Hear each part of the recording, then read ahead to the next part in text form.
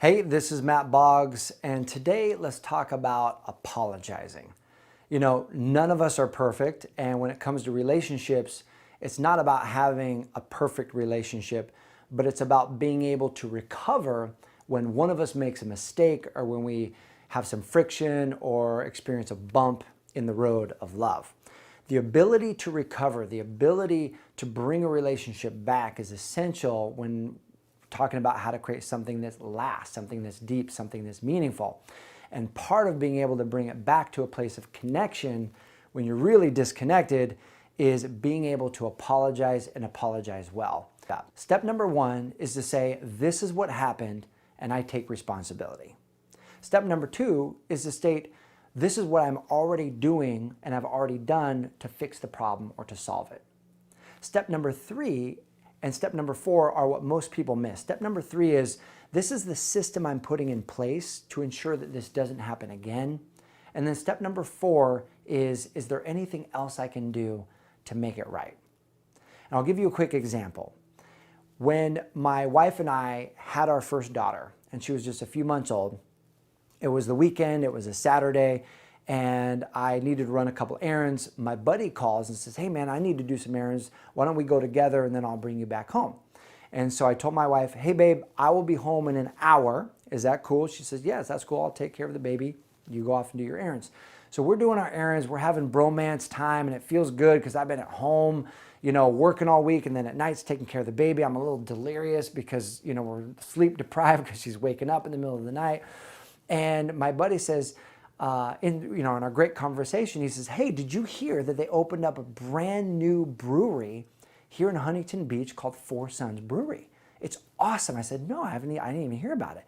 He goes, we should stop by. It's going to be on our way home. I'll show it to you. And so I'm like, cool. So we swing in and we check out this brewery, and it's amazing. They've got giant Jenga games that you can play. They've got all this, cool fun, like toss the beanbag game. And he says, my buddy was like, oh my gosh, you have to just get a taster for this amazing beer. It's called The Great One. It's their best IPA. It's awesome. I said, all right, let's just get a little taster. And so we sit down, we've got our little taster, and it's amazing. And we start talking about him and what's going on. And literally, we get lost in this conversation. I look up, and an hour and a half has gone by. I am now an hour and a half late from when I said I was going to be home and I promised Irene. So I'm like, oh my God, dude, we've got to go. So we jump in the car. I left my phone in the car. I look up, I've got 3 missed calls from my wife. We cruise home. I get in the house, and she's pissed. And we sit down, and James leaves. He's like, I'm leaving.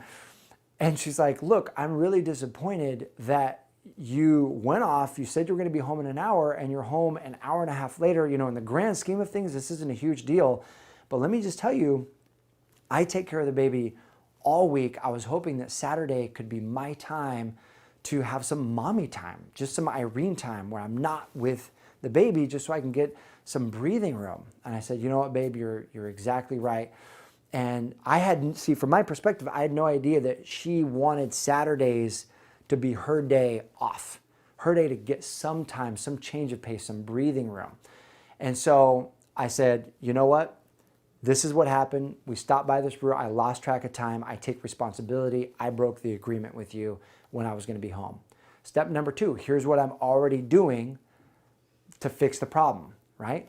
I hadn't done anything to fix the problem. I just got home. And so I said what I could already do, because she had missed a nail appointment. I said what I can already do right now is I can take over the baby right now. If there's another nail appointment you can book right now, I'll take care of the baby and you can go have some Irene time.